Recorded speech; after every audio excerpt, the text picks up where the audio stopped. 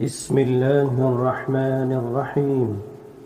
إذا وقعت الواقعة ليس لوقعتها كاذبة خافضة رافعة. إذا رجت الأرض رجا وبست الجبال بسا فكانت هباء منبثا وكنتم أزواجا ثلاثة فأصحاب الميمنة ما أصحاب الميمنة وأصحاب المشأمة ما أصحاب المشأمة. والسابقون السابقون أولئك المقربون في جنات النعيم. ثلة من الأولين وقليل من الآخرين على سرر موضونة متكئين عليها متقابلين. يطوف عليهم ولدان مخلدون بأكواب وأباريق وكأس من معين لا يصدعون عنها ولا ينزفون. وفاكهة مما يتخيرون ولحم طير مما يشتهون. وحور عين كأمثال اللؤلؤ المكنون جزاء بما كانوا يعملون. لا يسمعون فيها لغوا ولا تأثيما إلا قيلا سلاما سلاما.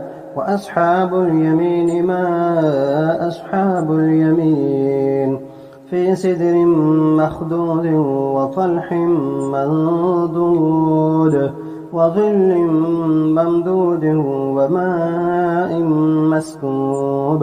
وفاكهة كثيرة لا مقطوعة ولا ممنوعة وفرش مرفوعة. إنا أنشأناهن إن شاء فجعلناهن أبكارا عربا أترابا لأصحاب اليمين. ثلة من الأولين وثلة من الآخرين.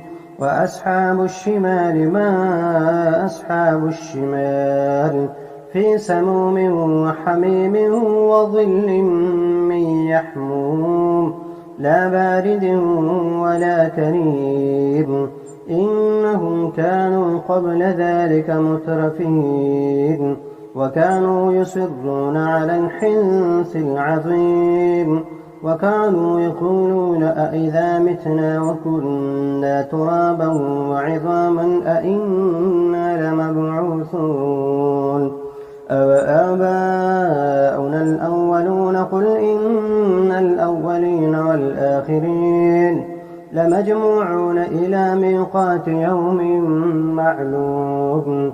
ثم إنكم أيها الضالون المكذبون لآكلون من شجر من زقوم فمالئون منها البطون فشاربون عليه من الحميم فشاربون شرب الهيم هذا نزلهم يوم الدين.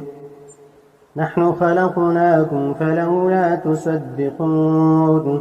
أفرأيتم ما تمنون أأنتم تخلقونه أم نحن الخالقون. نحن قدرنا بينكم الموت وما نحن بمسبوقين على أن نبدل أمثالكم وننشئكم فيما لا تعلمون. ولقد علمتم النشأة الأولى فلولا تذكرون. أفرأيتم ما تحرثون أأنتم تزرعونه أم نحن الزارعون. لو نشاء لجعلناه حطاما فظلتم تفكهون.